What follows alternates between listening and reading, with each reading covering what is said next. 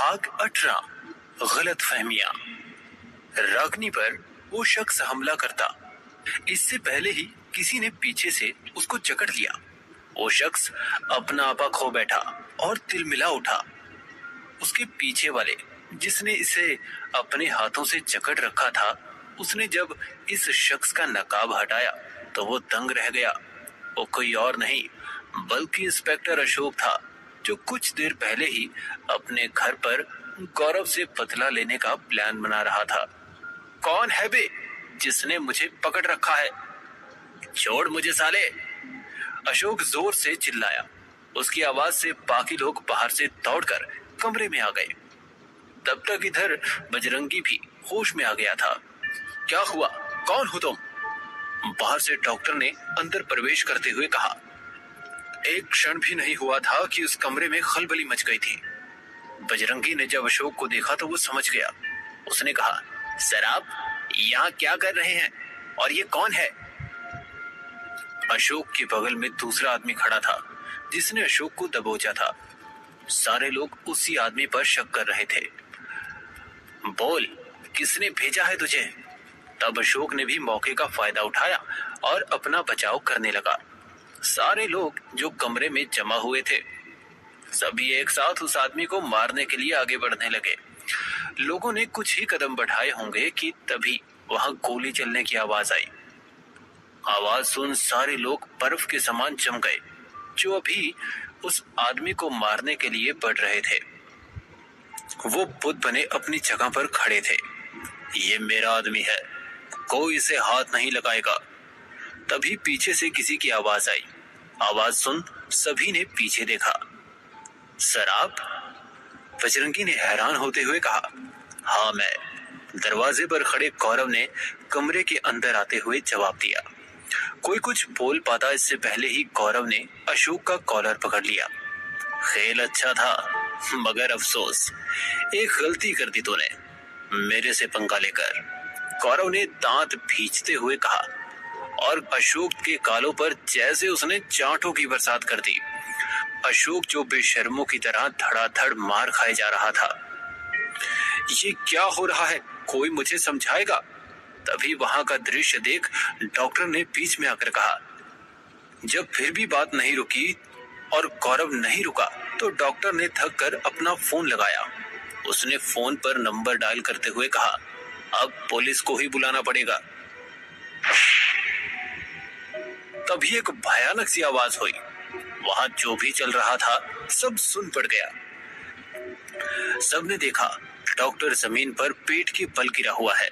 उसका फोन उससे दूर अलग थलग पड़ा हुआ है। Yes, tell me, I am bloody police वाला, गौरव ने अपना हाथ झाड़ते हुए कहा।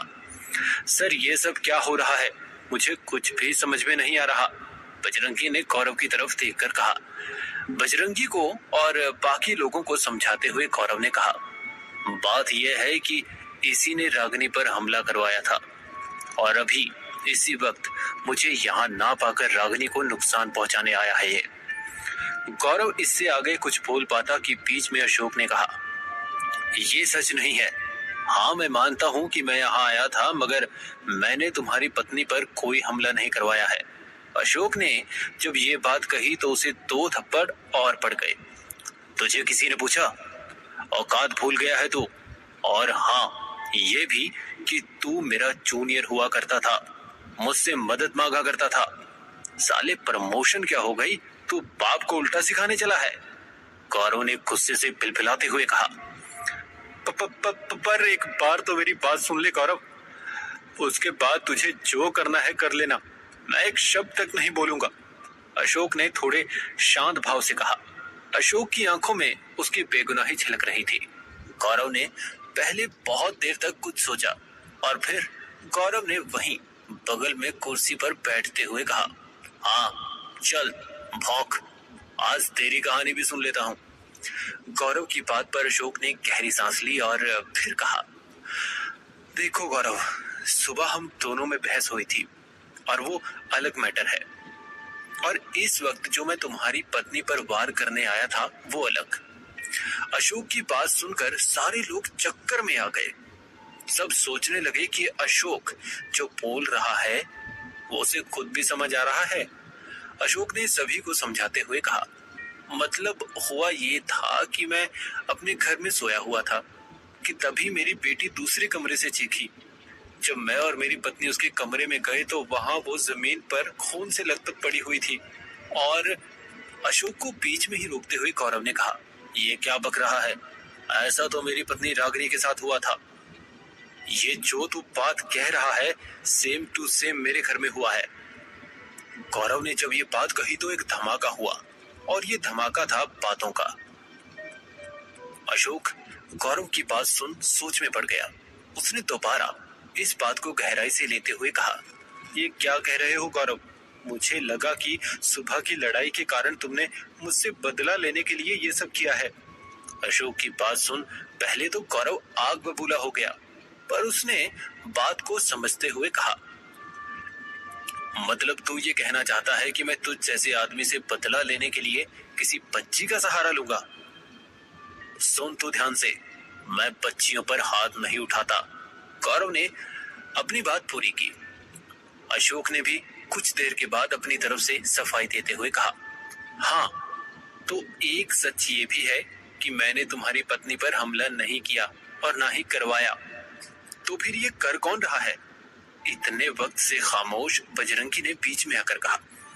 एक तरफ जहां गलत फहमियां दूर हुई थी, वहीं दूसरी तरफ एक नया सवाल पैदा हो गया था कि आखिर वो शख्स है कौन जो इतनी बेरहमी से इन पुलिस वालों के परिवारों पर हमला कर रहा है। मामला अब काफी संजीदा हो गया था। बात अब पुलिस के परिवार वालों तक आ गई थी। इन सब में उधर से खबर मिली थी कि अशोक की बेटी और गौरव की पत्नी रागिनी सही सलामत थी। तुमने तो मुझे डरा ही दिया था। गौरव जो रागिनी के बगल में बैठा हुआ था, उसने रागिनी का हाथ अपने हाथों में लेते हुए कहा, तुम्हारे और डर दोनों के बीच में 36 का आंकड़ा चलता है, ये मैं जानती हूँ। रागिनी ने बदले में मुस्कुराते हुए ये जवाब दिया। हाँ, पर बात जब तुम्हारी आती है तो डरने लगता हूँ। गौरव ने अपनी आंखें नीचे करते हुए कहा। असल में वो अपनी आंखों के जज्बात रागिनी से छुपा रहा था, पर रागिनी भी उसकी पत्नी थी। गौरव अपने जज्बात छुपाने में नाकाम हो रहा था। तुम पर आंसू सूट नहीं करते, तुम वैसे ही अच्छे लगते हो। रागिनी ने गौरव का चेहरा अपने हाथों में लेकर कहा। गौरव सर, सर।